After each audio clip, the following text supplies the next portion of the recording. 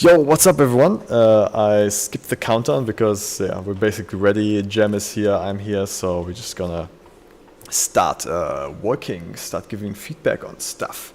All right, so Jem, you sent in something here where you need help. Where you can just have it here. Okay, so you said, I'm working on a future Blender tutorial for my social channels, but I have not figured out how to achieve a good result. The idea is to create a crystal ball animation with grainy clock-like reflections, like in the reference video I attached in the project file. I also attached a Blender file in the progress I have done so far, but it looks pretty bad. I'm open to a complete new technique, thank you. Okay, all right. So yeah, the effect that you want to accomplish here, wait, let me also stream my monitor on Discord so you can see everything in real time. Here you go. Calver, the principal said, hi-yo. Hi-yo. Okay, so yeah, Jem is working on a project where he wants to recreate this crystal ball look. And for me personally, I like having these like long streaks. I have a few ideas how to do that in Cycles in Blender, but it seems to me like something that would be much easier to do in compositing. So my question is to you, Jem, why do you need it to be in Blender? Okay, because I'm making a tutorial on how to do it, and I want to keep it like make it a short tutorial if it's possible. Mm-hmm. So it's not really about like a specific use case you have, but it's more about just like being able to create this effect inside of Blender and Cycles. Yes, just to create those visuals. Okay. All right. Honestly, okay. Yeah. Let's see. Because I don't have like a straight solution, except for like in compositing I have like some ideas how you would pull this off, but in Blender it's definitely much more experimental. But let's just go for it. Let's see what we can do. Let's see what you already have here. Eevee. Do you plan on using Eevee for this, or do you want to use Cycles? Any of them is fine as long as it gets the effect. Okay, I'm gonna switch to Cycles for now because I think having like transparency effects like that is a bit easier in Cycles. So let's see. Okay, you've got a glare here in the compositor. That's fine. Let's open the shader editor. Actually, I'm gonna switch over to the shading workspace here. Ah, okay, there we go.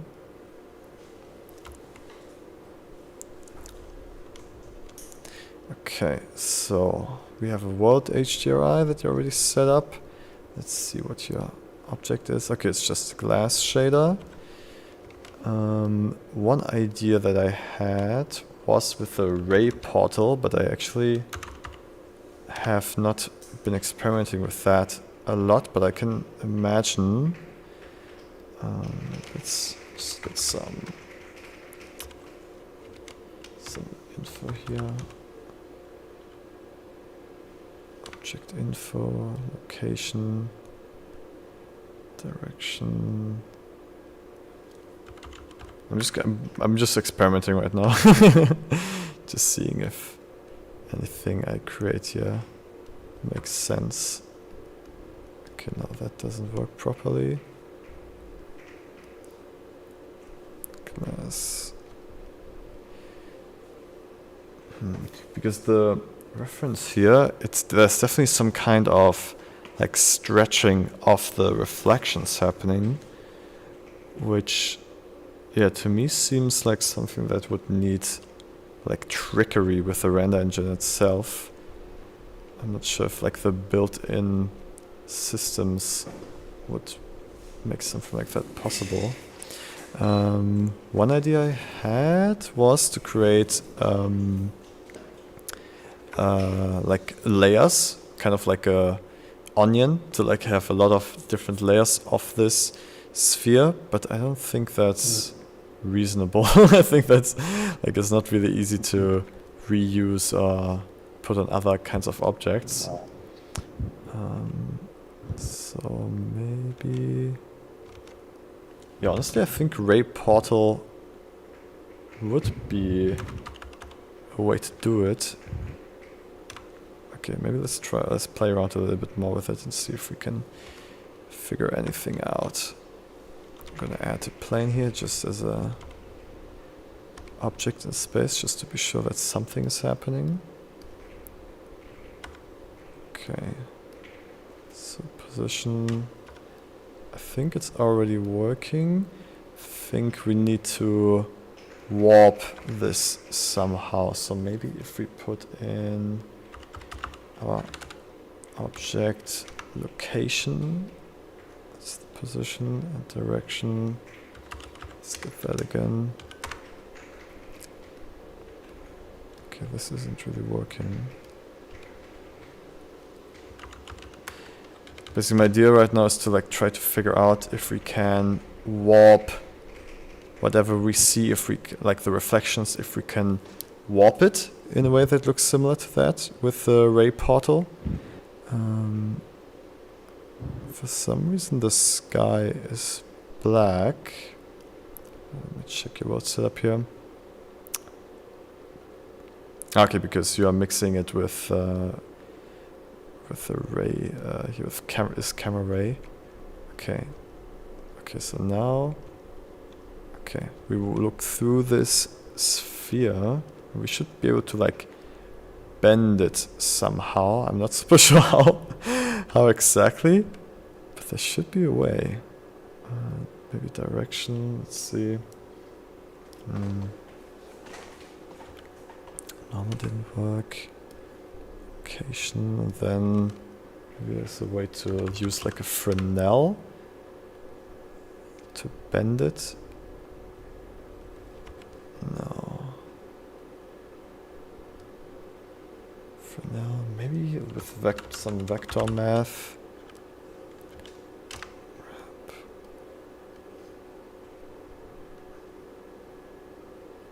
No, not wrap. Multiply maybe. Yeah, no, nothing is happening. Yeah, I'm purely experimenting. I have not done anything like this before. So just like checking out what's happening.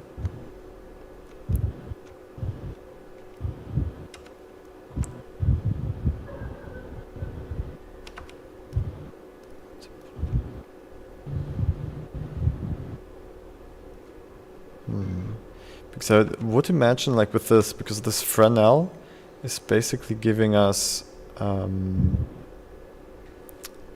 where is it?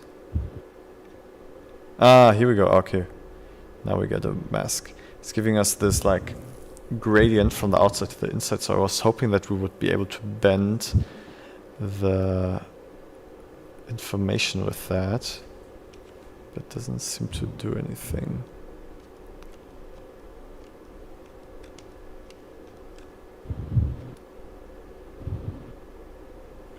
Yeah, no, I don't think it's doing anything.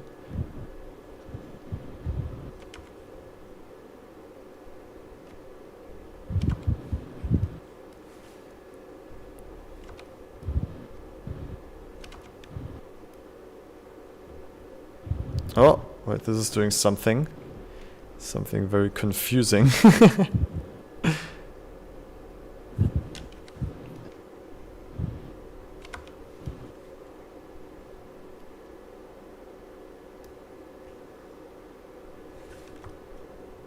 Oops.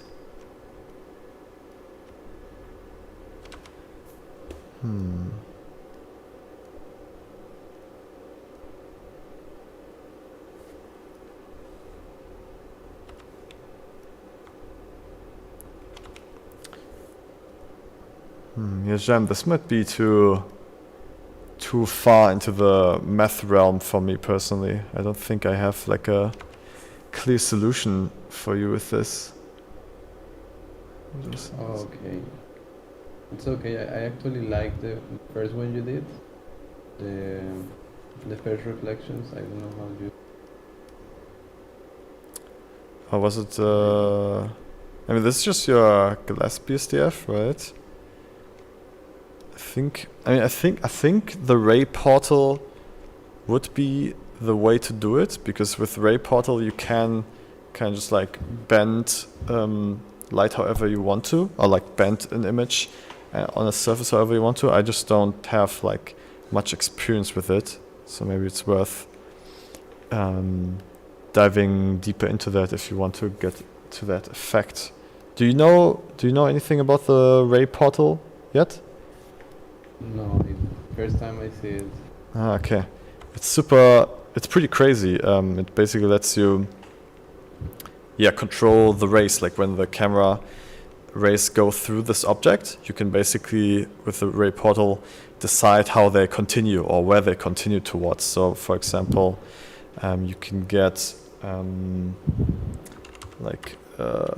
vector information into the position, and then you should be able to kind of like decide where the rays come out, right? So right now, let me put in a monkey here.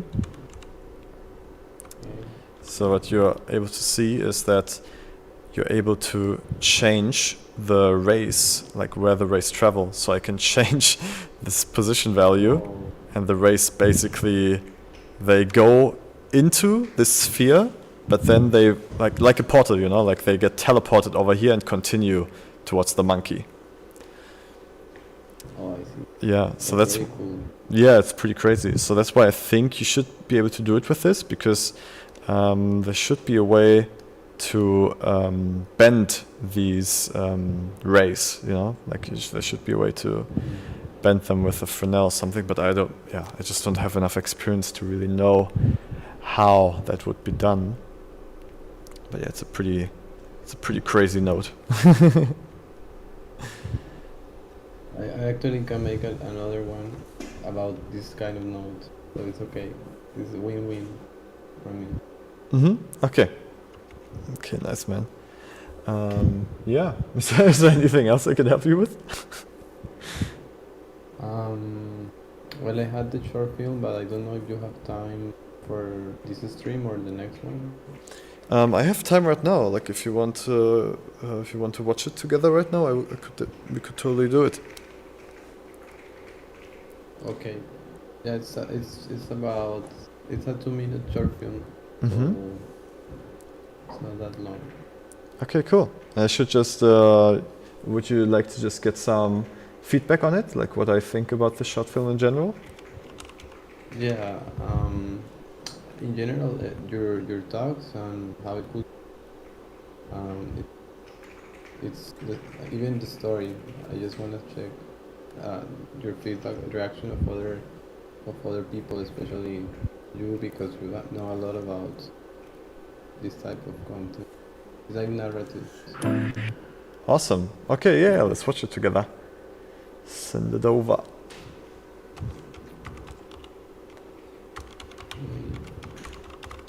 I send you the link on the chat.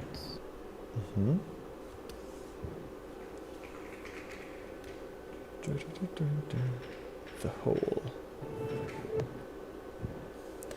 Alright, okay. Let's watch it all together. Here we go. The hole.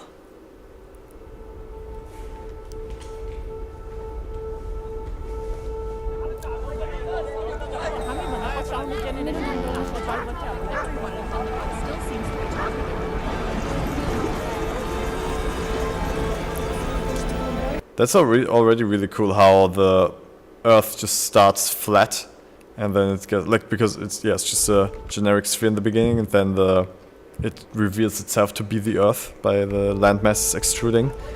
That's super cool. Very cool idea.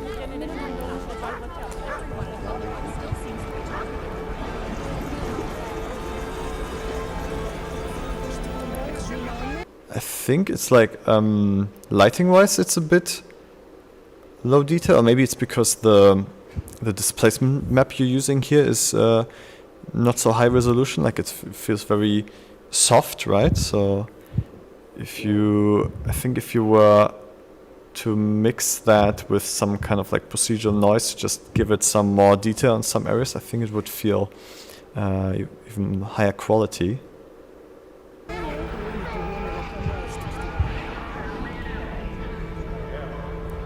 That's a super interesting effect.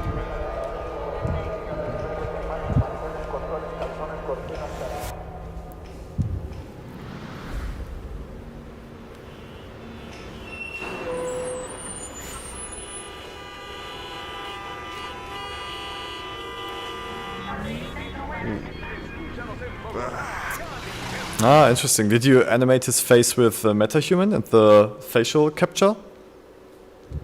Yeah, that was with the iPhone, with the facial live link. It's called. Yeah. Okay, nice.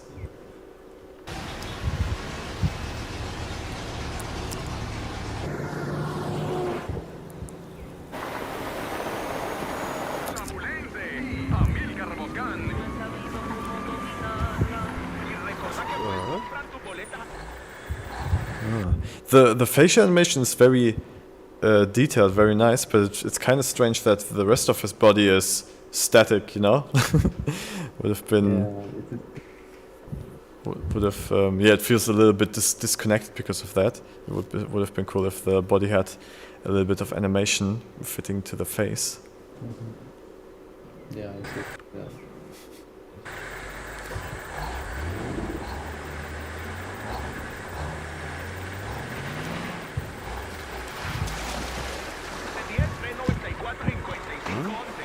Ah, there we go. A little bit of a bump.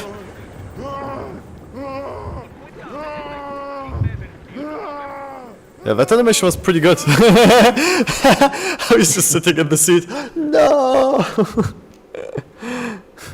Yeah, I put a lot of work on that one. This shot was pretty cool with like what was it? Yeah, with the truck drowning here and then the focus shift on the skeleton on the foreground. That's some classic filmmaking technique to like kind of like show other, or like the past of this place, like showing that other people died here or suffered here, or animals even. Exactly. Yeah, sign of what's to come.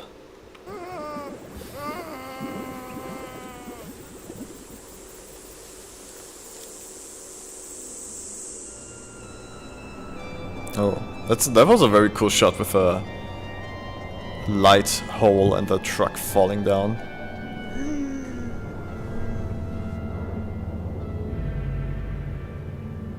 Ooh, also very cool. The end felt a bit strange, but like the beginning of this bouncing here is super satisfying, super cool and unexpected. Just how the truck sets at the end feels a bit off.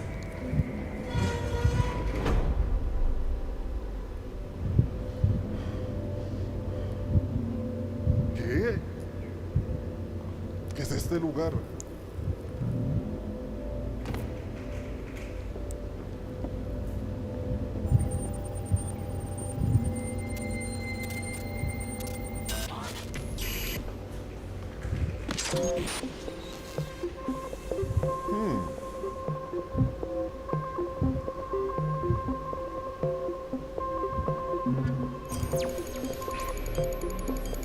That's a cool laser.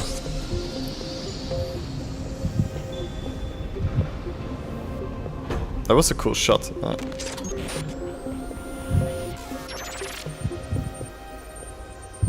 Yeah, I have to say, like, so far with like your storytelling through cinematography and stuff, it all makes sense to me. Like there wasn't anything that like pulled me out of it so far. I think you made good decisions when it came to like what to frame, what to show, what to reveal. Alright. Some people told me that I mean, they watched it until the end and they said like they wanted more because the story feels a little incomplete. But Okay, yeah. Let me see how the ending feels to me. Let's see. Juego. Piensa, Joaquín. Piensa.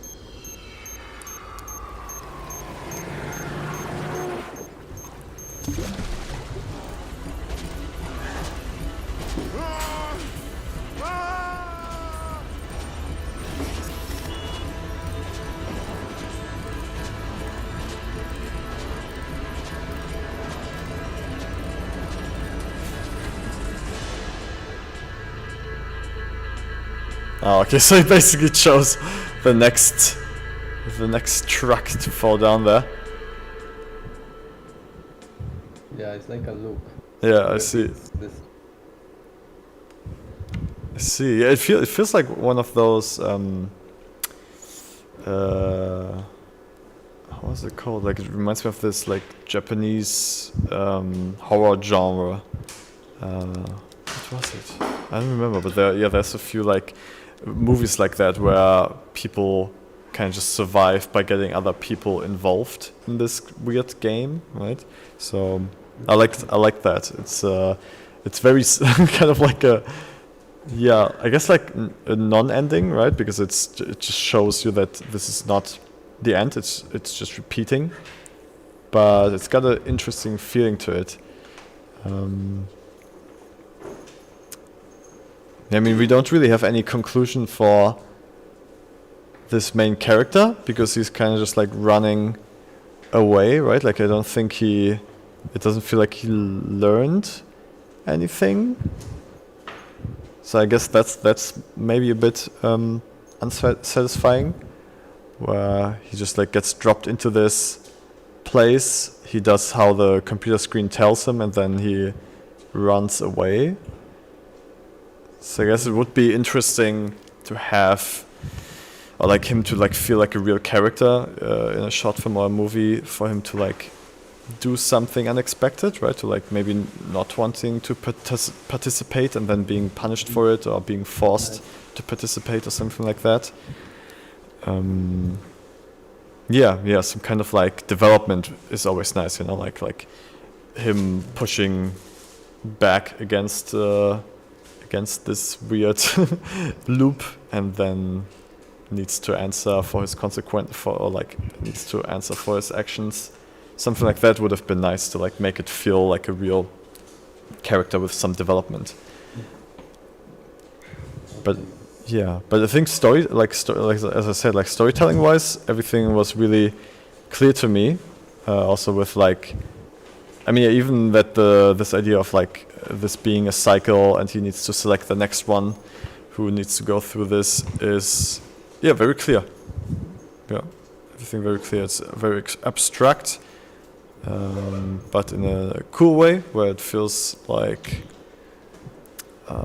there's some thought put in it, right? Like, it doesn't feel abstract because of laziness. It feels abstract because of the concept of this being like impossible anyways.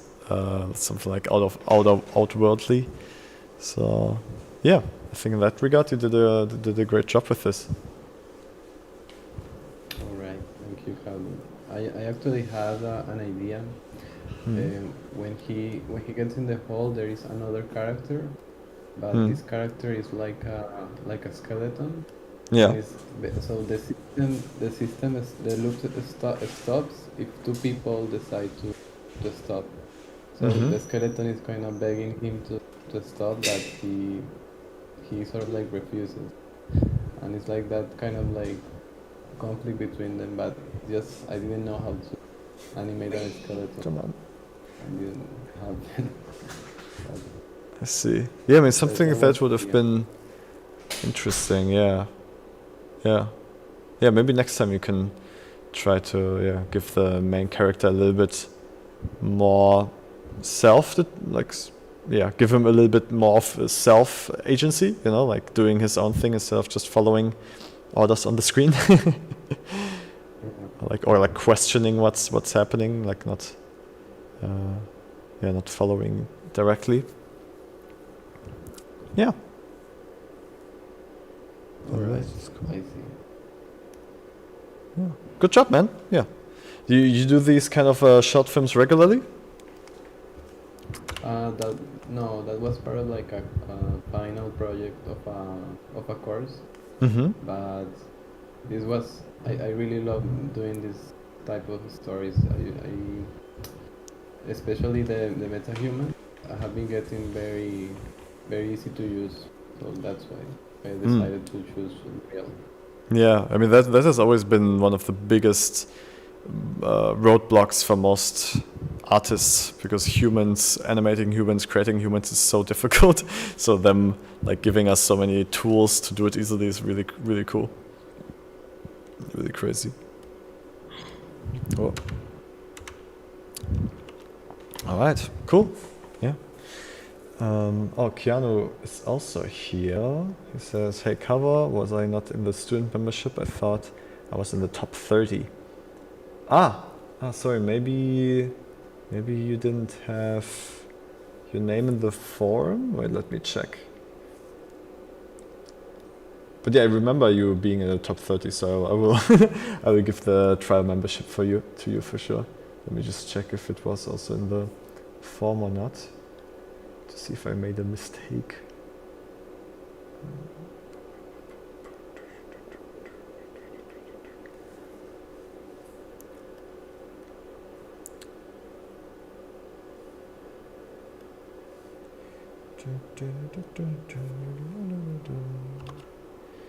Keanu. Let's see.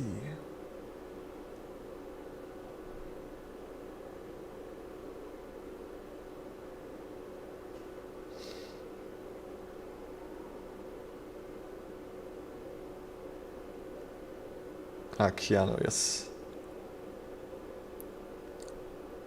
Oh no, you do have your Discord thing in here. Okay, yeah, then I missed you for some reason. Sorry, man. Yeah, I'll give the 3-month student trial to you too. Thank you very much for participating. Okay, yeah, Jem. Yeah, if you have anything else in the next days, just send it in. I'm happy to try to help you with today with the sphere. That was definitely a bit above my experience level, but it was a cool challenge to try to figure out how to make it work. But yeah, there's definitely a lot of stuff I would need to research to make this work. I hope you figure it out. If you find something, let me know. Yeah, but no, it's fine. I still learn about that Ray portal BSDF. I'm Mhm. gonna see.